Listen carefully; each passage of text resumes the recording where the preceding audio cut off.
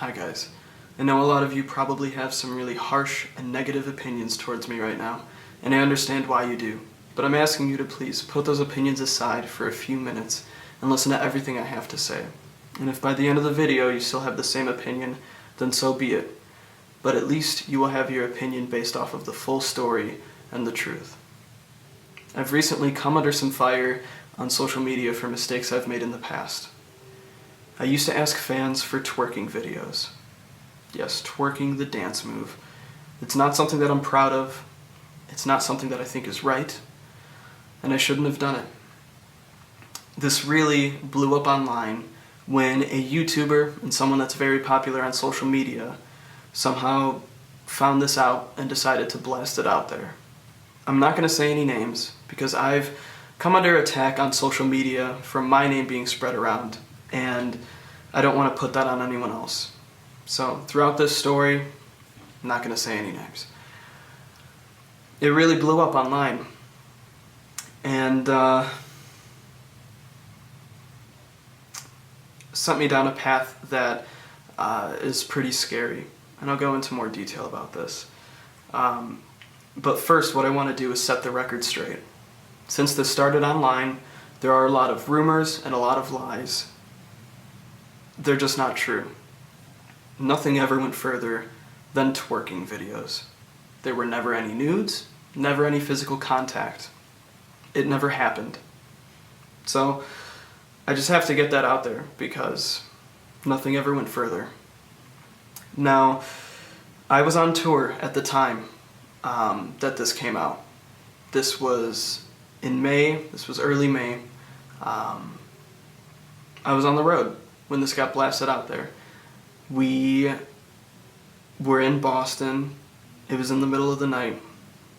And when this happened, I made the decision to come home from tour. I knew that I couldn't be on the road under this stress, under this pressure, under all of this drama and controversy online. It wasn't something that I could emotionally handle. A lot of people ask, why did the initial statement take so long to get up? I put up a text statement and apology addressing the situation, but it took me about a week to do so. People thought that I was being a coward. People thought that I didn't want to confront the situation. They thought that I was just blowing it off. That's not true. As I said, I was on the road. I was on tour. We were all the way in Boston. So we had to make the drive all the way back from Boston to Chicago. On that drive, the only thing I did was look at my phone and look at all the hate and death threats. I got lost in it. I would read every little comment, every little person telling me to kill myself, every person telling me that life wasn't worth living for me anymore. And I'm a pretty insecure person to where negative comments like that really impact me. It's not something I can just brush off. And that entire ride home, I read those comments and I began researching different suicide methods. I started planning my suicide. It's something I was very, very serious about, and I was determined to do. I finally got home. When we got back, I didn't even step foot in my house.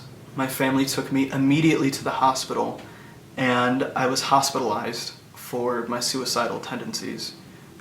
They were very worried, and I understand why they were. I had never been hospitalized before for my depression or my past self-harm or my suicidal thoughts. So this was the first time, and maybe I'll open up about it in a separate video, but this was a very, very interesting and emotional experience for me. So no, I wasn't cowering. I wasn't avoiding the situation. I was in a hospital. I had no internet connection. I had no connection to social media, so I couldn't put out a statement. I wanted to. I wanted to apologize. I wanted to confront it immediately, but I couldn't. As soon as I got out of the hospital, The next day, that's when I put it up. So that's why the initial statement took so long to get out. Now, what I want to do is tell you guys a little bit about my life. I'm not doing this looking for sympathy. I'm not doing this to guilt anybody. I'm not doing this to play the victim card. These aren't excuses for my actions, because I don't believe there are excuses for my actions. What I did was wrong. It's plain and simple, and there's no excuse for it. But the biggest question I get asked is why? Why did this happen? Why did I ask for those things? So in order to figure out why, you have to look at the reasons. And the reasons lie in my past, and in what I've experienced through life, and how I even got to that point. So this is just a little bit about my life. I'm not going to dive too deep into it to keep this video short. I experienced death and loss at a very young age. I had an older sister. She passed away when she was 10 years old. I was 6 years old at the time. Losing a sibling for anybody is tragic, and going through it at such a young age was very difficult for me. And although I barely knew her, I miss her a lot to this day. I really do. I went through a series of funerals when I was very young. Most were distant relatives that I either didn't even know at all, or I had only seen on a few occasions, but I was so young that I really didn't know who they were. But I was going to so many funerals that as a kid I began to associate dress shoes with funerals. It's the only time I dressed up. So that's how much death I was experiencing at such a young age, is that I thought that dress shoes were only worn when people died. My father is another topic I want to dive into. I barely saw my father. My parents divorced at a very, very young age, and the last time I saw him was when I was 8 years old. My father was an alcoholic and a drug addict, and he couldn't get control of his life because of it. And I have a deeper connection with my father.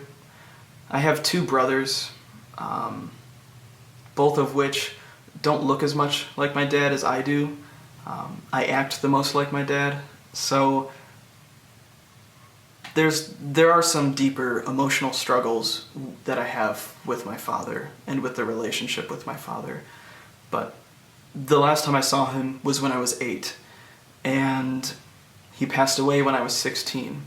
So I didn't see him any other time past when I was 8 years old, and his addictions got the best of him. When I was 16, a few months before he passed away, my family and we went through a house fire. We were away visiting relatives, and somebody broke into our house, stole some things, and burned the entire house down. Now I know it sounds not as bad as it feels, because we lost things. We didn't lose people at that time, but my life was completely uprooted. I lost everything. I lost my entire house.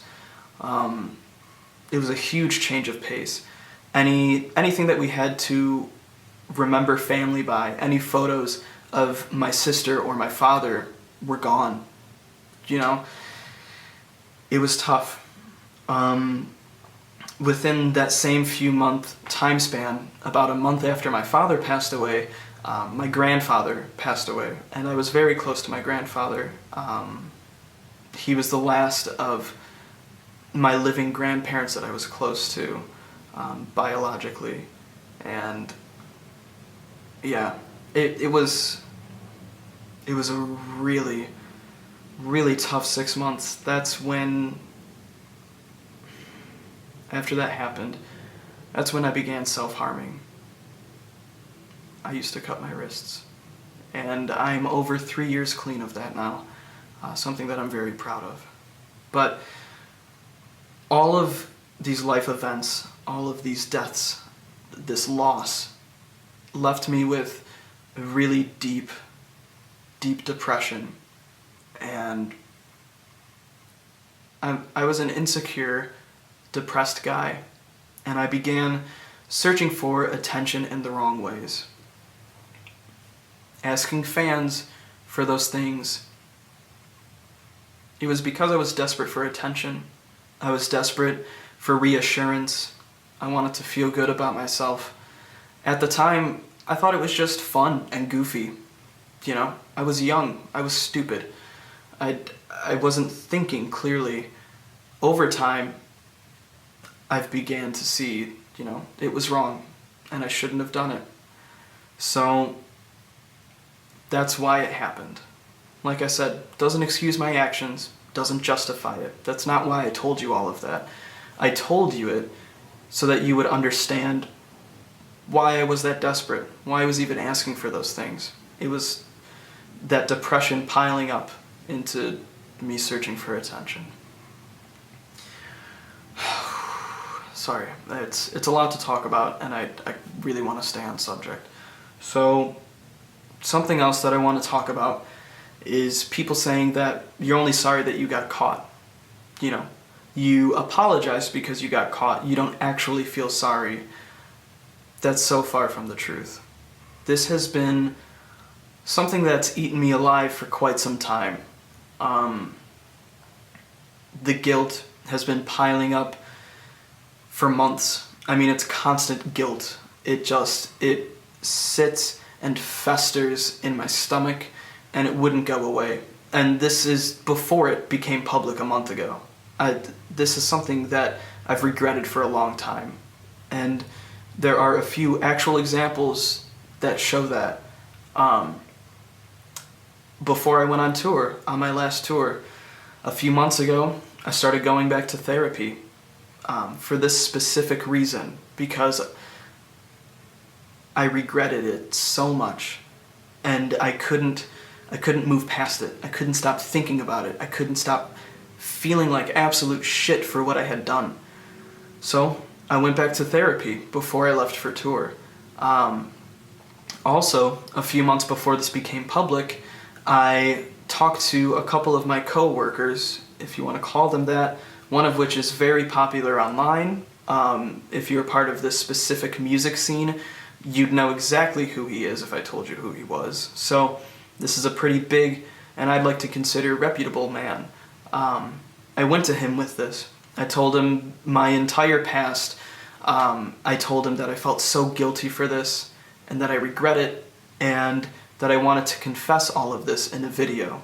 Come clean about it. Just get it off my chest so I can stop living with the guilt and officially apologize to everybody. He told me not to. He told me that it would only hurt my career, and what I did wasn't even that bad, and that I should just not even think about it. I just shouldn't do it. I should have trusted my instincts, but I didn't, and therefore I didn't make the video. I didn't confess to it, and I really wish I would have, because people wouldn't think that I'm only remorseful because this became public. People would understand that I really did regret my decisions. So yeah, I'm not only sorry I got caught.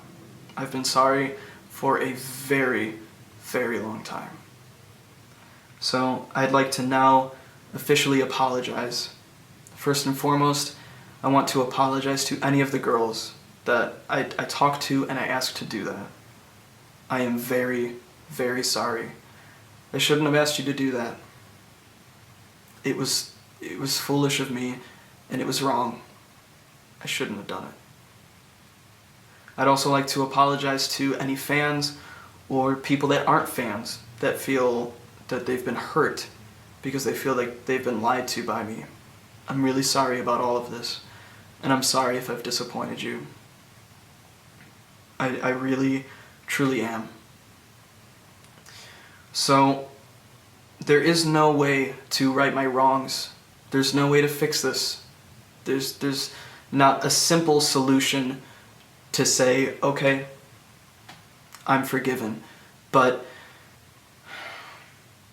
I hope that at least some of you will possibly forgive me. And if you don't forgive me, at least maybe give me a chance, because I am so much better than the terrible decisions I made when I was desperate for attention. I'm better than that. I'm a different person. I've completely changed from all of that. I don't know how to show you guys that, but I think with time, you'll see. You'll see that I'm better now, and I'm here to truly make a difference. So I'm moving forward. I'm moving forward with my music. I'm going to be getting back on social media now.